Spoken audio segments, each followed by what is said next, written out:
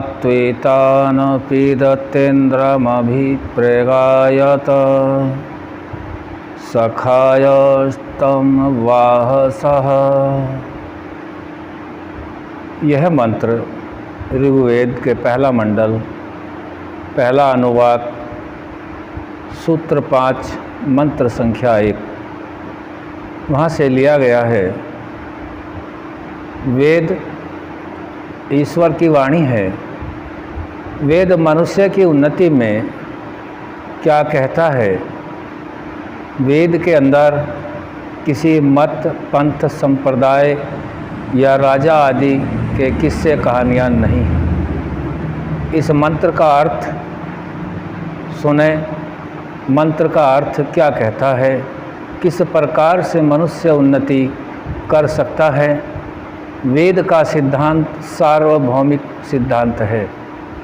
यह किसी क्षेत्र, संप्रदाय आदि से नहीं जुड़ा हुआ है, क्योंकि परमात्मा तो सर्वत्र है, सभी के लिए एक जैसा उपदेश करते हैं। इसका मंत्र है। इस मंत्र का अर्थपूर्वक विचार है।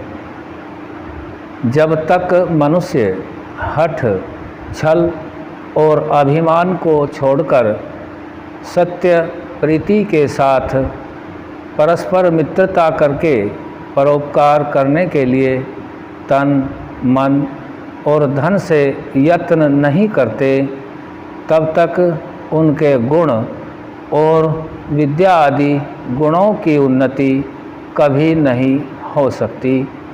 इस मंत्र का अर्थ हमें जीने का ढंग बता रहा है।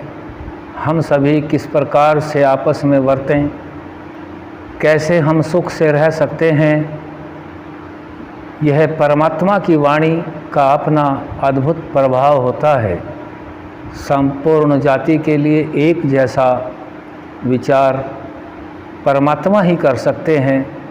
मनुष्य तो स्वार्थवश अपना प्रयोजन, सिद्धि, हठ आदि के कारण से कुछ स्वार्थ सिद्धि के लिए अपना क्षेत्रीय मंतव्य, अपने विचार रख सकता है, जो मत बन जाता है। लेकिन परमात्मा कहते हैं, वेद ज्ञान के अनुसार हम सब यह जानते हैं कि मनुष्य की उन्नति नहीं हो सकती, ना उसके गुणों की उन्नति हो सकती, जब तक वो अपने अंदर हठ न छोड़े, अभिमान न छोड़े, छल न छोड़े। हठ, छल, अभिमान और भी अन्य बुराइयां हैं, इनको न छोड़े। और यदि वह इनको छोड़ दे तो इसके उपरांत क्या करे?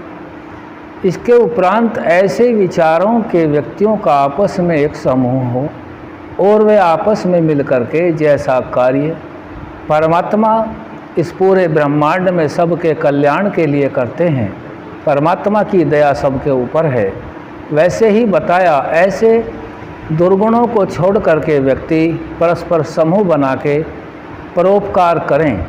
और परोपकार भी कैसे करें? तन, मन और धन से करें।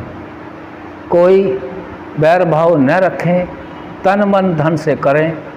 तभी मनुष्य के गुणों की और विद्या आदि की उन्नति हो सकती है। यह वेद हमें बता रहा है। मनुष्य के गुण और विद्या आदि गुणों की उन्नति वेदानुकूल करने में ही लाभ है।